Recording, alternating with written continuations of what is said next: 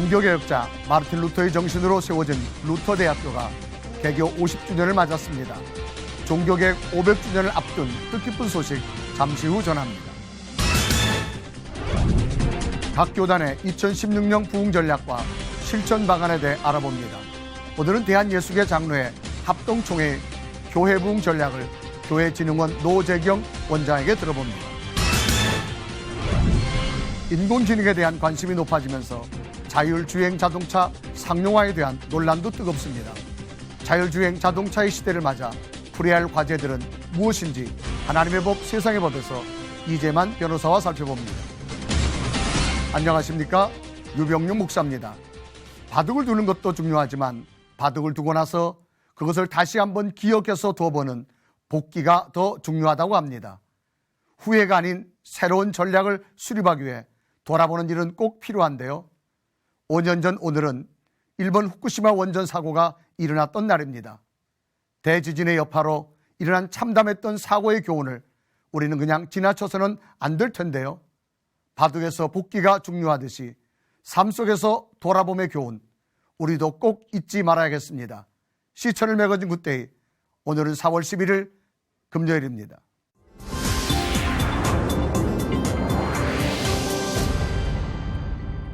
첫 순서로 교계 뉴스부터 정리해드립니다. 마틴 루터 종교개혁 정신을 이어오고 있는 루터대학교가 개교 50주년을 맞이했습니다. 루터대는 개교 행사를 통해 지역과 소통하며 명품대학으로 거듭날 것을 밝혔습니다. 유성훈 기자가 보도합니다. 말씀과 함께 50년, 빛과 더불어 영원히 루터대학교 개교 50주년 기념 행사가 한국기독교루터회 한영복 부총회장의 기도로 시작됐습니다. 한국기독교루터회 총회장이자 루터대학교 이사장 김철환 목사는 말씀 선포를 통해 그동안 루터대학교가 걸어온 과정은 모두 감사뿐이라며 모든 영광과 감사를 하나님께 돌린다고 전했습니다. 첫 번째로 떠오르는 건 하나님밖에 없습니다. 벌써 반백년을 달려왔는데 하나님의 은총 없이는 우리 루터대학교 있지도 아니하고 그래도 우리 기독교 학교로서 정말 강소대학으로서 작지만 아름다운 대학으로서 우리 복음을 전파하면서 지금까지 달려온 것은 하나님의 은총입니다. 루터대학교 김영옥 총장은 직접 학교의 비전을 선포했습니다. 김 총장은 앞으로 루터대는 지식보다는 사색과 인성을 갖춘 학생을 키워내며 지역사회와 함께 호흡하고 세계를 무대로 인재를 양성하는 역할에 집중할 것이라고 전했습니다.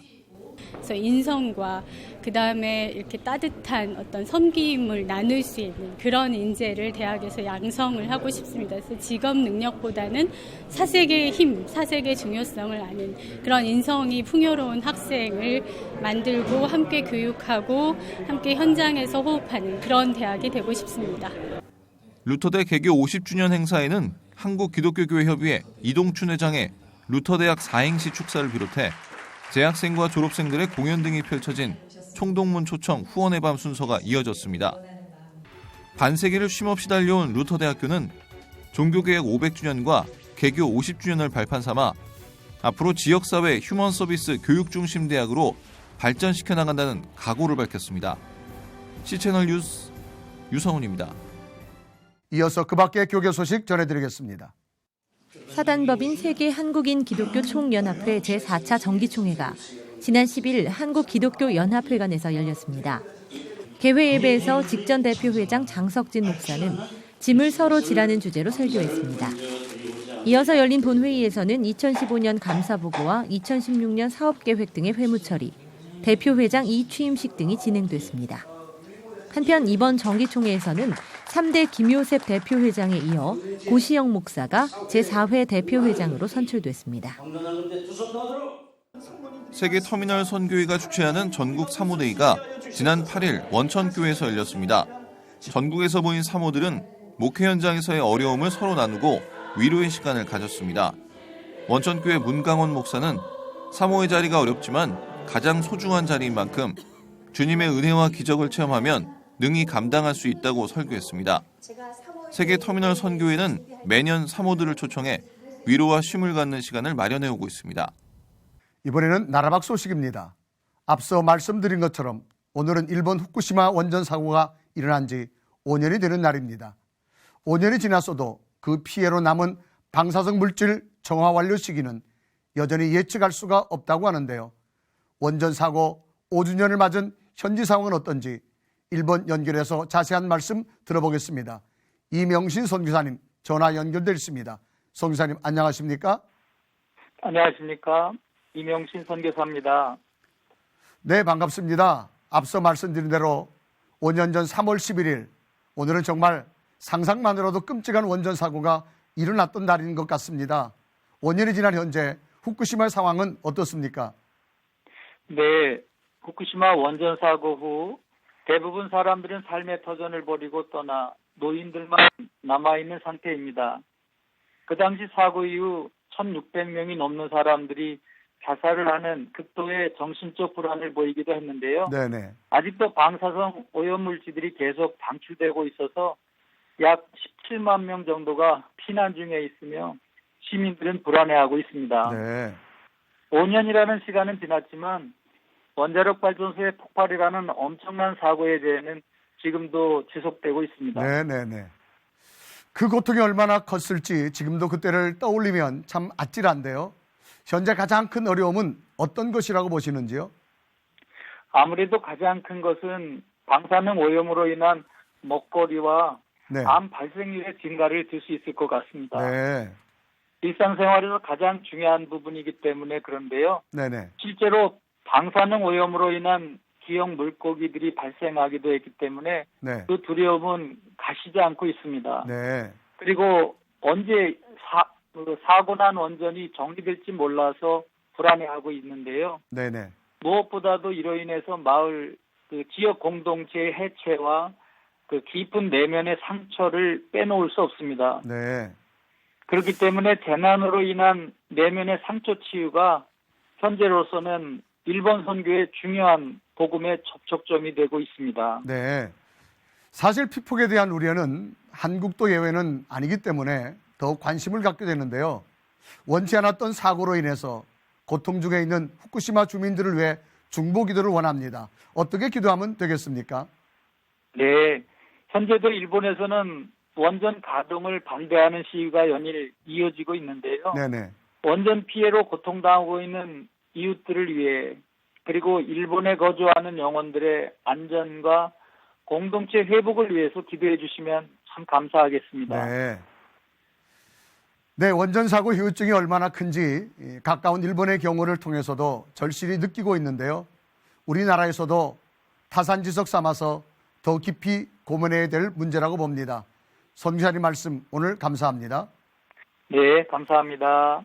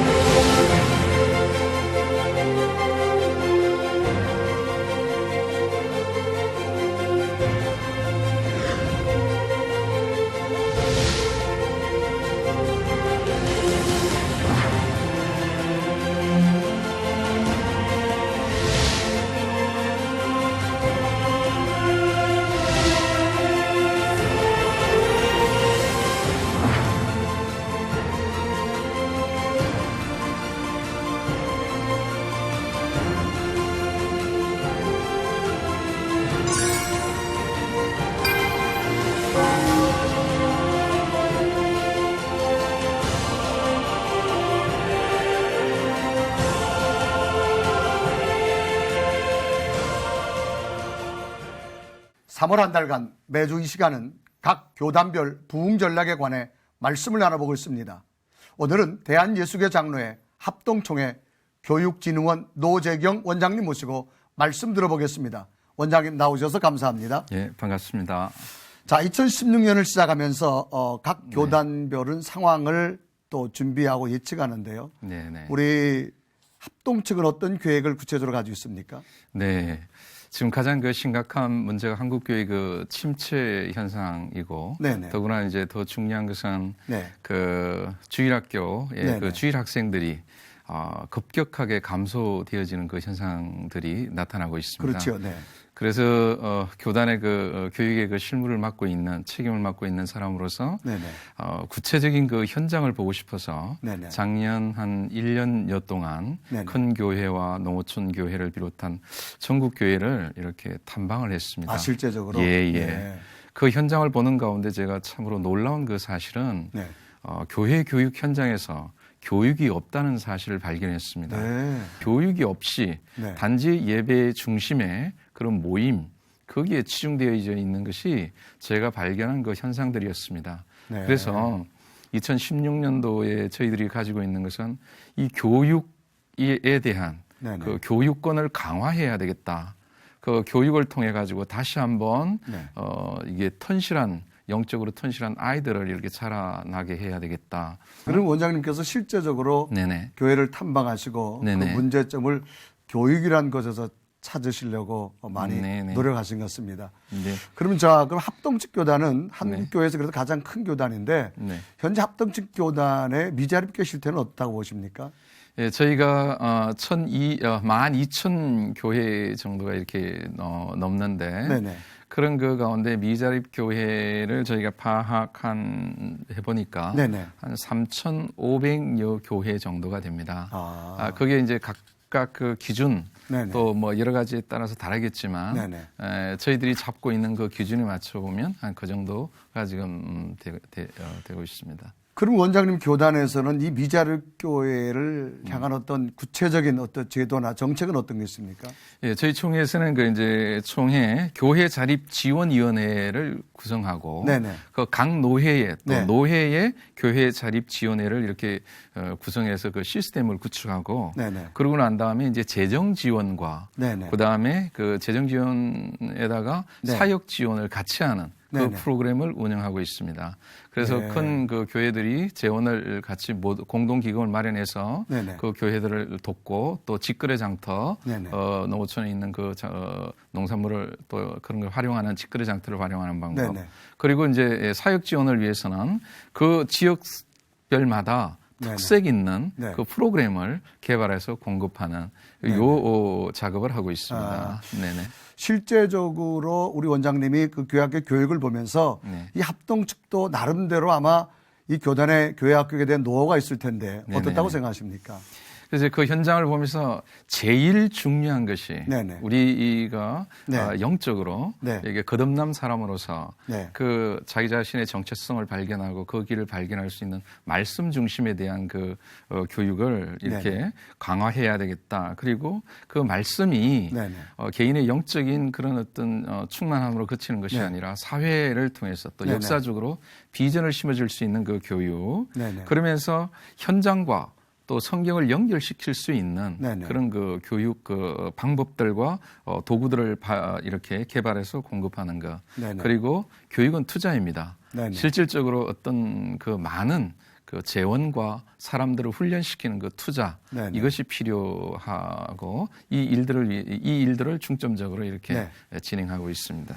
그럼 이런 바탕에서 세워진 어떤 교육 체제, 네네. 교육 환경은 어떤지 참 궁금합니다.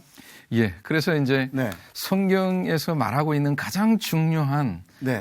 그리스도인들에게 하나님을 믿는 자녀에게 요구하는 네네. 것이 뭔가 그것을 보니까 그 이념적으로 성경적 인간상 구현, 곧 네네. 하나님의 형상을 닮은 인간상을 구현하고 그 하나님의 형상을 닮은 사람이 하나님 나라 확장을 위해서 이렇게 삶을 살아가는 그래서 네네. 교육 이념을 성경적 인간상 구현과 하나님 나라 확장으로 이렇게 잡고 네네. 그리고 목적은 그 일들을 행하는 예수 그리스도를 닮는 것.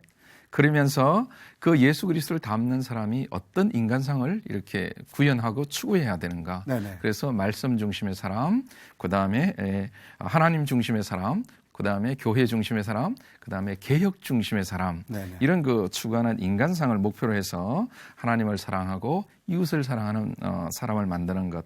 이렇게 가지고 있습니다. 그런 그 가운데 3대 전략과 3대 비전과 7대 전략을 네네. 가지고 있습니다. 다음 세대를 말씀 위에 세우고 또 교사 10만 교육 군사를 양성하는 그 비전. 네네. 그 다음에 개혁 신학의 성경 신학의 그 세계화 이 네네. 3대 비전을 가지고 있고 네네. 그것을 구현하기 위한 그 7대 전략으로는 현장성 있는 교재를 개발하고 네네. 온라인과 오프라인과 그다음에 스마트폰을 활용한 브랜디드 러닝을 이렇게 구축을 해놨습니다. 네. 이 부분은 참 중요한데 왜냐하면 많은 지금 문화적 현상들 속에서 네네. 우리 아이들이 교회를 떠나고 있는데 그 네. 아이들을 다시 교회로 불러올 수 있는 그런 수단입니다. 그리고 교사 교육을 강화하고 청소년을 위한 부흥 프로젝트를 좀 이렇게 네네.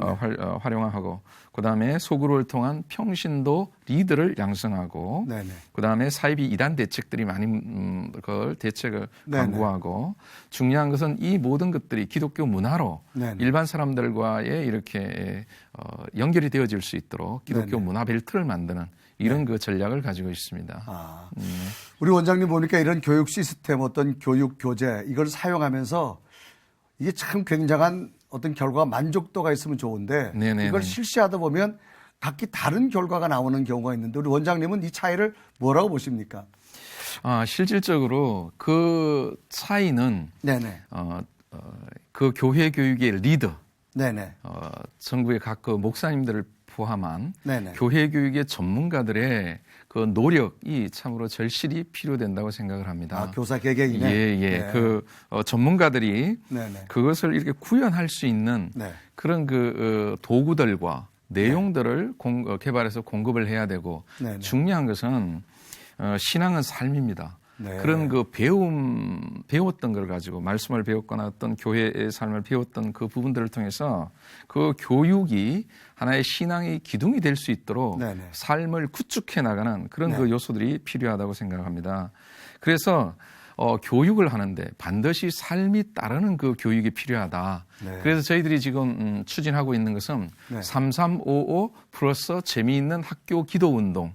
재미있는 학교 기도 운동. 네네. 그것을 이게 추진을 하고 있는데 네네. 왜 3355냐 하면 두세 사람 이상이 내 이름으로 모인 곳에 내가 너희와 함께 있다고 말씀하신 예수님의 말씀처럼 네네. 두세 사람 이상이 모여서 두 번째 삶은 세 가지 기도 질문을 하면서 기도하는 것. 네네. 그리스도와 교회와 세상을 위해서 나는 무엇을 할 수 있는가? 네. 그리스도와 교회와 세상을 위해서 우리는 무엇을 할 수 있는가? 그리고 그리스도와 교회와 세상을 위해서 우리 학교는 무엇을 할 수 있는가? 네네. 그래서 우리 아이들이 네. 학교에서 그런 기도 모임을 네네. 이렇게 기도를 할 수 있도록 하고 그다음에 오는 5가지 기도 제목입니다. 나와 네네. 가정과 교회와 민족과 세계의 그 많은 현상들을 붙들고 기도하고 나머지 5는 네네. 이 기도만 할 뿐만 아니라 삶이 따르는 생활의 네. 그 덕목이 따르는 그것이 필요하다고 해서 찾고 있는 것이 첫 번째 고운말 쓰기, 정직하기, 배려와 예의 지키기, 청소하기, 순결 지키기 이런 그 삶을 실천하는 그런 3355에다가 플러스는 이게 더해 나가는. 그래서 그 기도 운동을 하면서 아이들이 인정사설 찍어가지고 우리 친구들에게 보내고. 네. 그래서 기도 운동이 이렇게 이런 문명의 이기를 통해서도 이렇게 확산되도록 하는 네네. 그런 그 전략을 지금 구가하고 있고 굉장히 좋은 반응이 일어나고 있습니다. 네. 네네. 자, 원장님 보니까 이 많은 어떤 교재 또 시스템이 많은데 네네. 이게 교단별로 조금 차이가 있는데 네네. 이게 아마 교단별로 잘 교류가 됐으면 좋은데 어떻게 생각하십니까? 저는 굉장히 동의를 하는데요. 네네. 그러나 현실적인 문제가 있습니다. 네네.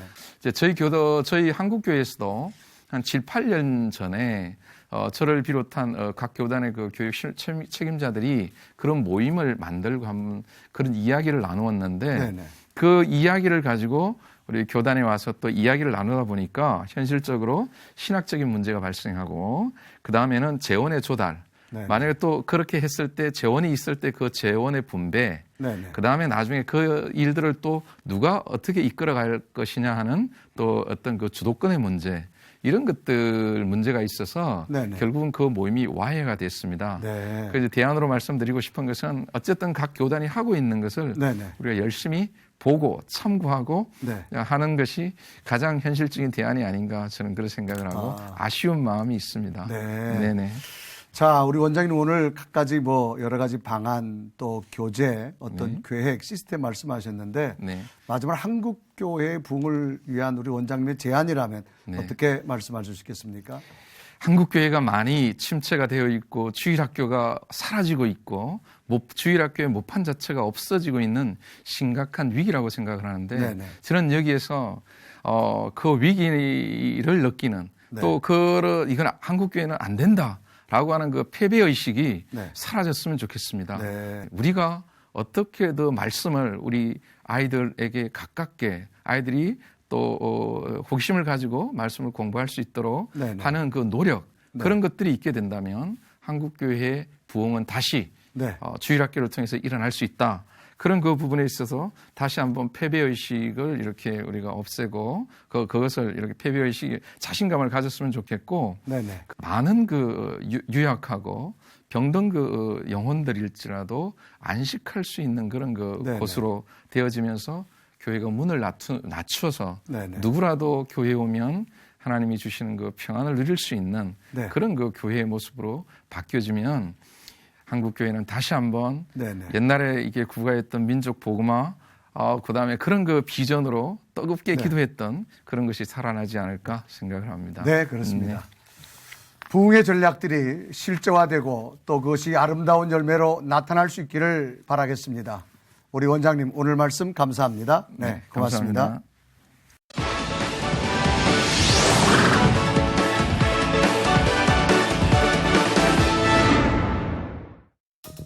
지난 7일 국토교통부는 자율주행차 임시운행 면허를 내주면서 자율주행차의 운영을 본격적으로 허가했습니다. 하지만 자율주행차가 교통사고를 냈을 때 그 책임 소재는 아직 불분명하다는 지적이 일고 있는 가운데 관련법 정비 마련이 시급한 상황인데요.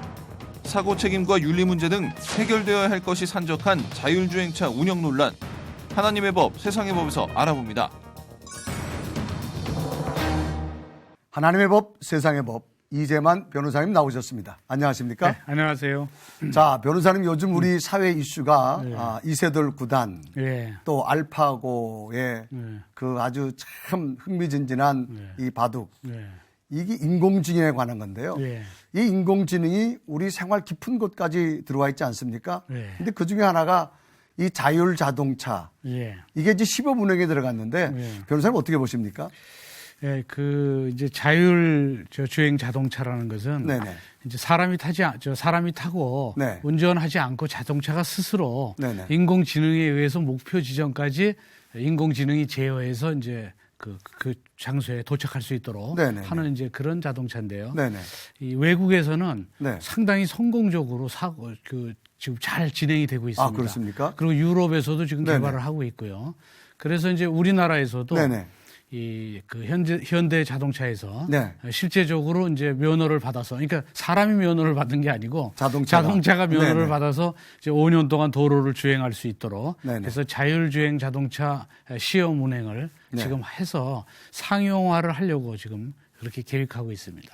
그동안 사람이 운전면허 시험을 보고 운전면허증 받지 않았습니까? 그랬었죠. 이제는 그러면 이 자동차가 면허증을 받아야 되는 그런 네. 상황이 되어진 것입니다. 그렇습니다. 그러니까 이제 한 20여 가지의 그 안전 항목에 대한 네. 그걸 다 통과를 되면 네네. 그 자동차는 이제 면허를 받을 수 있는 거죠. 네. 그래서 면허를 받아서 네. 도로에서 실제 주행을 할 수 있어요. 네. 물론 이제 초기 단계이기 때문에 거기에는 이제 그 운전사도 있고 또 조수석에 사람도 있고 네네. 그래서 이제 또 뒤에는 이건 자율주행 자동차라는 뭐 스티커도 붙이고 네네. 그래서 지금은 이제 시험 운행 중이기 때문에 네네. 이제 완성된 그런 차는 아니지만 네. 일단은 자율주행 자동차가 실제 도로에서 네네. 운행을 할 수 있는 면허는 받았습니다. 이게 참 문제도 되고 궁금도 한데 예. 만약에 교통사고가 났을 때 그 네. 책임의 소재가 어디서 갈아지느냐라고 하는 게 참 궁금합니다. 그 자율주행 자동차의 경우에는 네네. 문자 그대로 자율주행을 하기 때문에 네네. 그렇다면 사실은 그 민사 책임이나 형사 책임은 네네. 무슨 운전사가 뭘 잘못을 했을 때 그 잘못에 대해서 책임을 부담시키는 건데 네네. 이거는 스스로 운행을 하고 있으니까 네네. 책임을 어떻게 지울 것이냐. 분명히 책임은 지어야 되죠. 네네. 피해를 입은 그 교통사고 피해자가 있으니까. 네네. 그러니까 민사 책임의 경우에는 교통사고의 자동차 손해배상 보장법에 의하면 자기를 위해서 자동차를 운행하는 사람이 네. 자기가 운행을 지배한다고 그러는데 네네. 그 운행을 지배하는 상태에서 다른 사람을 사망케 하거나 다치게 하면 네네. 민사 책임을 부담하고 네. 다만 자동차 자체의 어떤 네. 그 구조상의 잘못이나 기능상의 잘못으로 인해서 사고가 났을 때 이제 면책이 돼요. 네네. 근데 이제 이 자율 자동차의 경우에는 결국 자율적으로 가니까 네네. 과연 자동차를 운행 지배하는 지배자로 볼 수 있겠느냐 이런 네네. 점에 대해서 이제 논란이 있는데 네네. 법조계에서는 일단은 네네. 자율적으로 운행은 하고는 있지만 네. 그 자동차를 운행 지배는 하고 있다고 본다. 네. 그래서 민사 책임을 부담할 수 있지 않겠느냐. 근데 네. 민사 책임의 범위가 어느 정도인 거는 이제 또 다시 또 논의가 있어야 되지만, 근데 진짜 중요한 것은 네네. 형사 책임입니다. 그래서 형사 책임이 어떻게 되는지 네. 중요합니다. 이게. 그 형사 책임은 이제 도로교통법에 의하면 네네. 결국은 이제 형사 책임은 전부 대부분 업무상 과실치사상 이제 이런 책임인데. 네네. 업무상 과실치사상이라는 것은 운전 중에 주의 의무 위반, 네네. 그러니까 전방 주시 의무 위반이라든지 네네. 안전거리를 확보하지 못한 위반이라든지 이런 주의 의무 위반에 의해서 결국은 형사 책임을 부담하는 것인데 네네. 자율로 가는 그 운행되는 그 자동차의 경우에는 운전자가 운전을 하는 것이 아니기 때문에 네네. 주의 의무 위반이 있을 수가 없어요. 네. 그리고 개입할 수도 없고 그 네네. 운전에. 그래서 과연 이때 형사 책임을 어떻게 부담시킬 것인가 하는 점에 대해서는 네네. 이 법조계에서도 논란이 많고 네네. 그래서 이제 이런 얘기들을 하고 있어요. 자율주행 자동차는 인공지능에 의해서 가는 것이기 때문에 네네. 인공지능 자체가 잘못돼서 이렇게 일어났다면 제조회사가 책임져야 되는 거 아니냐. 제조회사가. 네. 네. 그래서 형사 책임을 자동차를 잘못 만들면 이제 제조회사가 네. 책임을 지고 또 하나는 제조회사 외에도 운전자의 경우에도 네네. 이제 개입할 수 있는 여지가 일부 있다면 네네. 결국 운전자도 일부 책임져야 되는 것이 아니냐. 네. 그래서 서로 형사 책임을 분담해야 된다는 네. 이제 이런 그 논의도 있고요. 또 하나는 이제 보험 문제인데 네네. 이 보험을 들을 때 그럼 보험은 누가 이 보험에 대한 책임을 지고 계약을 하느냐에 대해서도 네네. 회사 측에서 보험 책임을 져야 된다는 그런 견해도 있고 네네. 운전자 측에서 이제 보험 계약을 해야 된다는 견해도 있고 그래서 네. 실제적으로는 사회적 합의에 의해서 네네. 분담을 해야 된다. 네. 그 분담의 비율은 사회적 합의가 필요하다. 네. 이제 이런 견해들이 있어서 현재는 이 사회 발전에 대해서 이 법이 따라가지 못하고 있는 그런 상황에 네. 있습니다. 실제로 지난달 미국에서 이 시험 주행차가 어떤 접촉사고가 나서 사고가 나지 않았습니까? 예, 예. 실제적으로 이제 그 시험 주행차가 사고가 이제 여러 차례 났는데 네. 대부분 이 자율주행 그 운행되는 그 차의 과실로 인정되지 않았어요. 네. 근데 요번에 한 번 이제 그 차의 과실로 인정됐는데 네네. 이 자율주행 운행 자동차라는 것은 네. 인공지능에 의해서 그 차선을 그대로 따라가고 네네. 또 앞차와의 거리가 있으면 그 거리를 유지하고 네네. 그다음에 앞에 사람이 있을 때는 자동적으로 서행하고 그래서 네네. 이제 사고를 이제 방지하는 것이죠. 네. 근데 이 인공지능의 가장 취약한 점은 뭐냐면 이 어떤 가치 판단이라든지 이런 게 없기 때문에 네. 상대방 차량도 교통 신호를 반드시 잘 지킨다는 걸 전제로 해서 이게 이제 운행이 되고 있어요. 그렇죠. 근데 실제적인 사고라는 것은 돌발 상황도 돌발이죠. 많잖아요. 네네. 나는 신호를 잘 지켜도 갑자기 중앙선 침범해서 들어오는 것도 있고 이제 많죠. 네네. 근데 자율주행되는 그 자동차는 그런 것까지 이제 감안하기가 이제 어려우니까 방어 운전 같은 거. 네네. 자율주행 자동차의 그 과실이 인정된 거는 상대방 자동차가 반드시 이성적으로 운행을 할 거라는 전제하에서 있었던 그런 상황에서 인공지능이 돼 있었기 때문에 네네네. 그래서 발생된 사고예요. 네. 그러니까 앞으로 이런 돌발 사고에 대해서는 방어 운전을 제대로 못했을 때는 일부라도 과실이 인정될 가능성이 많은 것이죠. 네. 이제 과학이 발전함으로 어떤 생활의 편리함은 참 좋아지는데요. 네. 여기에 나타나는 어떤 그 환경에 따른 법 체계는 네. 아직 좀 많이 여기에 따라가지 못지 않나 그런 생각을 해봅니다. 그러니까 이제 그 가장 문제되는 게 이제 결국 민형사상 책임 문제죠. 네네네. 그 민사 책임을 누구한테 지울 것인가. 네네. 네, 형사 책임은 또 누구한테 부담시킬 것인가. 네. 분담할 것인가. 네네. 그다음에 보험의 경우에 보험은 어떻게 분담시킬 것인가. 이런 네네. 것들이 전부 법으로 만들어질 텐데 네네. 법은 국회에서 만듭니다. 그러니까 네. 국회에서 입법할 때는 국민적 합의와 공감대가 형성돼야 되니까 일단 그 전문가한테 네네. 결국 의뢰를 해서 또 아니면 공청회를 하든지 해서 네네. 결국 사회적 합의를 먼저 이루고 그런 후에 이제 결국 법을 만들어야 되겠죠. 이 법이나 관련 제도는 보완된다고 하지만 이 인공지능 발달로 말미암아 어떤 인간의 윤리적인 문제 예. 이것이 참 어떻게 되는가 궁금합니다. 그게 가장 문제입니다. 네네. 이제 윤리적인 문제, 이제 인공지능에 이제 윤리적 가치를 넣어야 되는데 네네. 이제 결국 자동차라는 것은 이제 자율주행차는 인공지능에 의해서 가는데 네네. 가다가 저기 이제 앞에 사람들이 갑자기 여러 명이 무단 횡단을 하면 네네. 서야 되지 않습니까? 네네. 이제 가령 이제 뭐 피하기 위해서 운전을 하든지. 네네. 근데 갑자기 무단 횡단할 때 피하면 네. 운전자가 사망할 가능성이 있죠. 네. 그런데 그냥 결국은 그 무단 횡단하는 사람을 있는데도 불구하고 직진을 하면 네. 이제 무단 횡단하는 사람이 이제 다치겠죠. 그렇죠. 이럴 때 인공지능에 있어서 가치 판단을 운전자를 보호할 것인가 네. 아니면 무단 횡단하는 사람을 보호할 것인가에 대한 선택을 거기다 넣어줘야 돼요. 네. 그러면 결국은 이때 선택을 어떻게 할 것인가를 결국 그 인공지능을 개발한 사람이 프로그램을 넣어야 되는데 네네. 그 선택을 넣은 사람한테 어떤 책임을 부담시킬 것인가 그건 반드시 해야 되니까 그렇죠. 피할 것인가 말 것인가를 네. 선택해야 되는데 피하자니 운전자가 사망할 것 같고 피하지 않으려고 하니까 아니면 무단 횡단하는 사람이 이제 사망할 것 같고 네, 그런 경우 있겠습니다. 이런 선택의 순간이 반드시 있습니다. 네네. 이럴 때는 어떻게 할 것인가 이제 가치 판단의 문제죠. 네네. 그러면 그 선택의 문제가 있고 그럼 그 선택에 대해서 민형사상 책임은 누구한테 부담시킬 것인가. 네. 그 자동차를 탄 운전자는 아니죠. 그냥 탄 사람이니까 그 사람 책임인가 아니면 그런 인공지능을 개발한 그 회사의 책임인가 네. 이런 것들 그게 이제 이른바 가치 판단의 문제죠. 네네.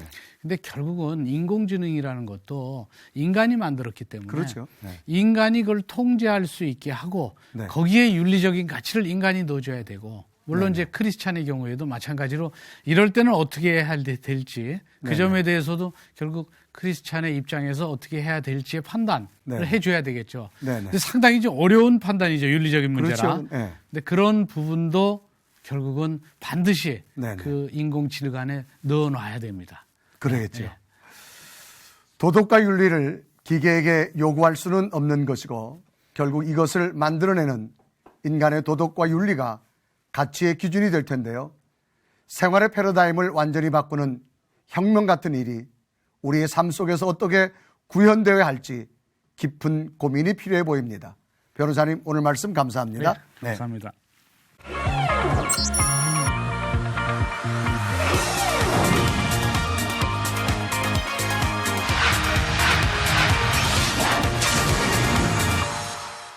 시천을 매거진 그때에는 여러분의 참여를 기다립니다. 언제든지 아래 전화번호와 이메일로 연락 주시기 바라고요. 인터넷으로도 다시 보실 수 있습니다. 꼭 확인해 보시기 바랍니다. 청각장애인들을 위해 동영상 수화 성경이 만들어진다고 합니다. 문자 해독이 어려웠던 35만 청각장애인들에게 값진 복음의 선물이 될 것 같은데요. 쉽지 않은 일을 시작하신 용기 있는 분들을 응원하고요. 끝까지 잘 마무리될 수 있기를 바랍니다. 오늘 순서는 여기까지입니다. 시청해주신 여러분 고맙습니다.